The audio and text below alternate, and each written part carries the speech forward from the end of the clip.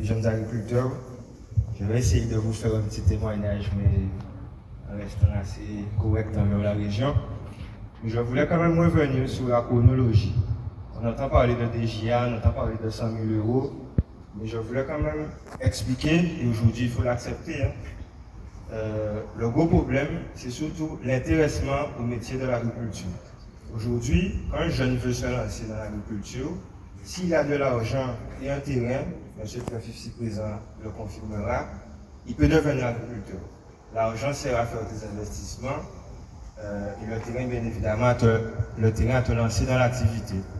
Malheureusement, aujourd'hui, quand on cherche sur quelques jeunes, combien sont intéressés, combien ont les moyens de s'installer, on n'en trouve pas.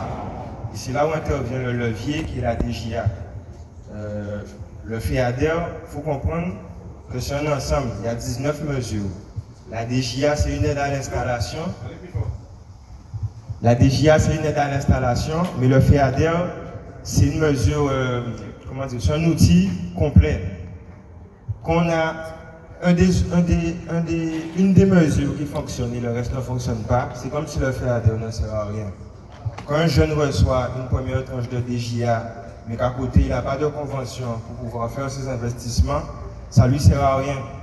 Quand il va à la banque, voir la banque lui dire voilà, mon projet est viable, mon business plan est viable.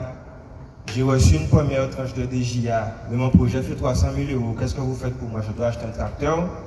Mais la banque, même si elle veut bien, elle ne va pas le faire parce qu'elle n'a aucune garantie qui lui assure un remboursement. Donc, au niveau de cette chronologie-là, pour moi, c'était important.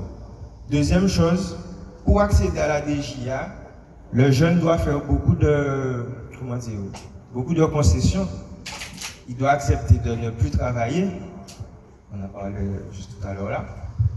Il doit déjà avoir fait des investissements sous fonds propres. On appelle ça le PBS, 15 000 euros de PBS. Il doit... J'essaie de me rappeler certaines choses. En tout cas, le jeune doit avoir fait déjà pas mal d'investissements et il doit être en activité. C'est pas j'arrive là, je cherche du terrain, j'attends qu'on me donne les sous et quand on me donne les sous, là je peux investir. Tu dois déjà avoir fait des investissements.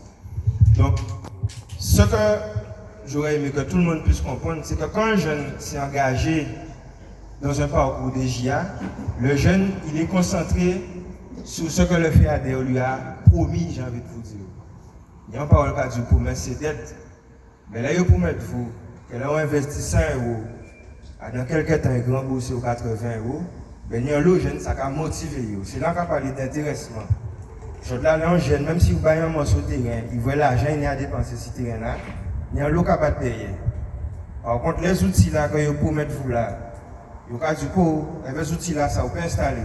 Et ce témoignage-là, ça quand vous avez parce que moi, en partie, c'est un projet qui est calqué sur le FEADER. En fait, un business plan où l'on dépense effectivement 100 euros, il y a rembourse 180 euros. Donc, on peut réinvestir et ainsi de suite.